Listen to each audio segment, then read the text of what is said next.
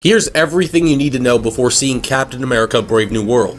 In The Incredible Hulk, we're introduced to not only Hulk in the MCU, but also his biggest villains, Thunderbolt Ross, Samuel Stearns, and his love interest, Betty Ross. Samuel Stearns' head becomes deformed, and it teases him becoming the leader. In The Winter Soldier, we're introduced to Sam Wilson in the MCU, who at the time was Falcon. Sam Wilson is Steve's first actual friend since he got out of the ice. When S.H.I.E.L.D. was secretly Hydra, he didn't know who to trust, so he went to Sam Wilson because he does trust him. Steve saw a little bit of himself in Sam when he learned that he was a vet, and he gives back to society by leading PTSD support groups. And ever since then, Sam was always fighting alongside Steve, and we got a new duo in the MCU, Captain America and Falcon. And in Age of Ultron, Falcon officially became an Avenger. In Civil War, we see the return of Thunderbolt Ross, and he divides the Avengers with the Sokovia Accords. This is the first time Sam meets Ross, and he sides with Cap during the Accord situation. And he helped installing Team Iron Man so Steve and Bucky can escape to Siberia. However, the rest of Team Cap was sent to the Raft, but Steve broke them out. And they've been on the run ever since. Ross made a small cameo in Black Widow. He was hunting Natasha because she betrayed Team Iron Man and let Steve and Bucky escape.